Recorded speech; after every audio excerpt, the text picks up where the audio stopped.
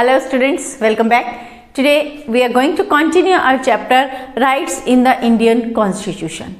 Last कुछ lectures से हम लोग डिस्कस कर रहे हैं regarding the right to freedom. अभी तक हमने राइट टू फ्रीडम के अंडर डिस्कस किया है regarding right to life as well as personal liberty, और साथ ही साथ हमने बात की थी प्रिवेंटिव डिटेंशन की.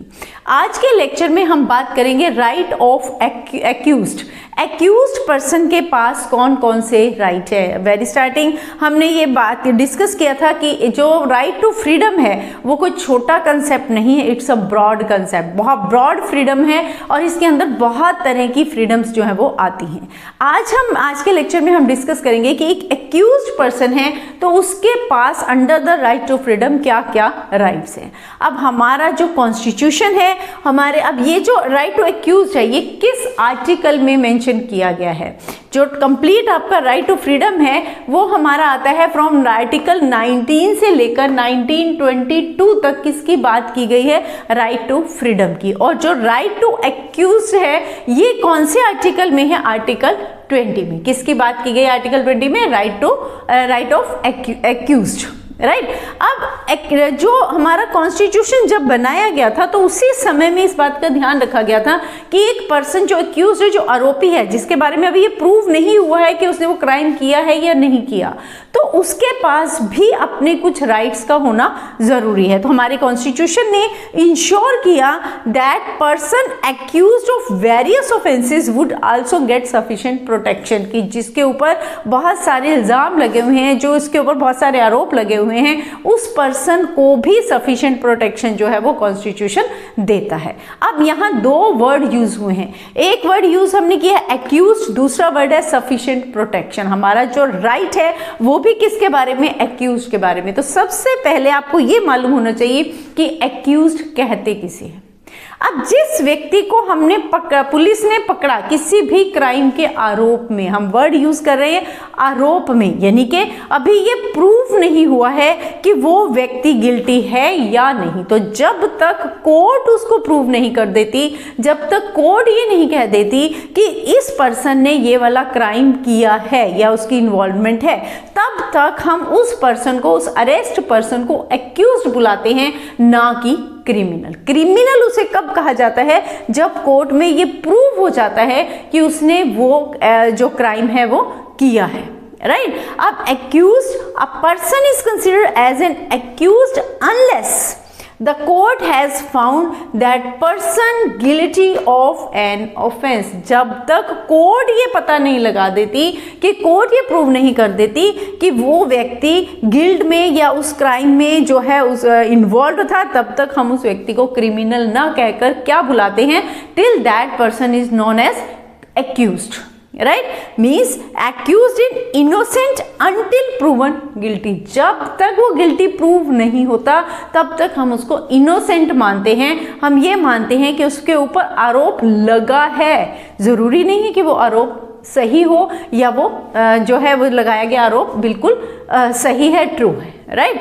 अब दूसरा वर्ड हमारा यूज हुआ है सफिशिएंट प्रोटेक्शन. सफिशिएंट प्रोटेक्शन का क्या मतलब है? कि a person accused of any crime, कोई भी व्यक्ति जो किसी भी क्राइम से के लिए एक्यूज्ड है, आरोपी है, उसके ऊपर क्या है? Should get adequate opportunity to defend himself और हरसेल्फ. उसके पास प्रॉपर अपॉर्चुनिटी हमारा कॉन्स्टिट्यूशन देता है ताकि वो व्यक्ति खुद को जो है इनोसेंट प्रूव कर सके. अगर वो अपने बारे में कोई एविडेंसेस देना चाहता है, अगर वो अपने आप को डिफेंड करना चाहता है, प्रूव करना चाहता है कि उसके ऊपर जो इल्ज़ाम लगा हुआ है, जो आरोप लगे हुए हैं वो सही नहीं है, तो कॉन्स्टिट्यूशन उसे यह राइट देता है. क्लियर. इस तरीके से जो एक्यूज्ड पर्सन की जो फ्रीडम है खुद को इनोसेंट प्रूफ करने की, वो जो है इंश्योर करता है हमारा कॉन्स्टिट्यूशन. किस व्यक्ति के लिए? For the accused person. Hopefully आपको अब ये कंसेप्ट क्लियर हो गया होगा कि एक्यूज्ड पर्सन और कौन होते, किसको हम एक्यूज्ड कहते हैं. ये आपके 1 मार्क क्वेश्चन में आ सकता है. राइट. अब इसके बाद फिर हमारा जो नेक्स्ट आता है कि हमने ये तो कह दिया कि कॉन्स्टिट्यूशन सफिशिएंट प्रोटेक्शन प्रोवाइड करवाता है एक्यूज्ड पर्सन को. किस तरीके से करवाता है? यहाँ फिर से आपका क्वेश्चन बनता है, how constitution ensure sufficient protection to the accused. Right, किस तरीके से उसको सफिशिएंट प्रोटेक्शन प्रोवाइड करवाता है। तो कौन कौन से हैं? To ensure fair trial in the court, court में फेयर ट्रायल हो, यानी कि जो अक्यूज्ड पर्सन है वो भी खुद को इनोसेंट प्रूव कर पाए, उसके लिए क्या किया जाता है? Constitution had provided 3 rights. Accused person को कितने राइट्स दिए हैं? 3 राइट्स दिए हैं। कौन कौन से हैं?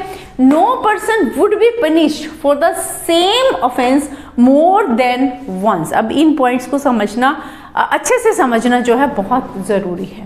अब इसका मतलब क्या है कि no person would be punished for the same offence more than once. किसी भी पर्सन को एक ही ऑफेंस के लिए, एक ही क्राइम करने के लिए बार बार पनिश नहीं किया जा सकता। फॉर एग्जाम्पल, मान लीजिए अब एक पर्सन ने 4-5 लोगों का मर्डर किया, तो ऐसा नहीं है कि उसको जो सेंटेंस टू डेथ है या जो मौत की सज़ा है, फांसी की सज़ा है, उसको 4-5 बार दी जाएगी, एक ही बार डिक्लेयर की जाएगी, राइट। तो किसी भी पर्सन को सेम ऑफेंस के लिए ज्यादा बार, एक बार से ज्यादा उसको पनिशमेंट नहीं दी जा सकती। सेकंड हमारा क्या है?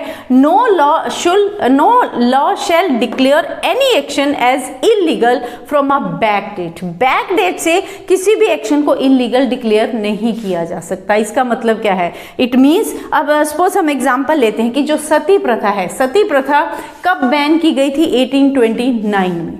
तो 1829 से पहले जो सती प्रथा, जिन लोगों ने सती प्रथा क्या थी? जिसमें कि हस्बैंड की डेथ होती थी तो उसकी वाइफ को हस्बैंड के साथ ही जिंदा जला दिया जाता था, उसकी चिता के साथ ही।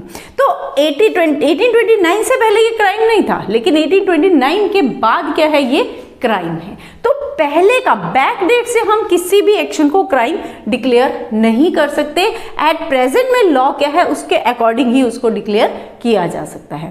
तीसरा हमारा आता है, no person shall be asked to give evidence against himself और हरसेल्फ। पुलिस कस्टडी में कभी कभी हम क्या देखते हैं कि पुलिस जो है, मान लीजिए कोई पर्सन है, पावरफुल है, और वो किसी दूसरे के साथ उसकी कोई दुश्मनी है या वो दुश्मनी निकालना चाहता है, तो क्या करेगा? पुलिस को पैसा दे दिया या कुछ भी तरीका करके करप्शन के थ्रू वो क्या करेगा? उस व्यक्ति को अरेस्ट करवा देगा झूठे आरोप में ही।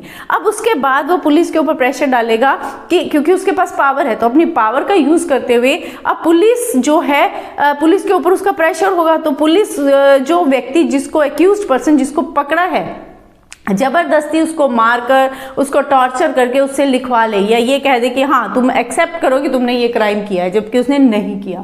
तो ऐसे में इसीलिए कॉन्स्टिट्यूशन ने प्रोटेक्शन दी है कि अगर इस तरीके से कोई भी एक्यूज्ड पर्सन किसी क्राइम को एक्सेप्ट करता है तो वो सही नहीं माना जाएगा। क्यों नहीं माना जाएगा? क्योंकि कोर्ट को मालूम है कि हो सकता है उससे ये ऑफेंस जबरदस्ती जो है वो मनवाया गया हो। क्लियर? सो इस तरीके से no person shall be asked to give evidence against himself और हरसेल्फ। तो ये तीनों क्या हैं? राइट्स हैं जो कॉन्स्टिट्यूशन प्रोवाइड करता है किसको? To the accused person, right. This is all about our right to freedom. आज हमारे यहाँ पर आकर राइट टू फ्रीडम जो है वो समाप्त होता है। इसके बाद नेक्स्ट वीडियो में we will discuss about the other fundamental rights. Hopefully it's clear to you. Don't forget to like, share and subscribe.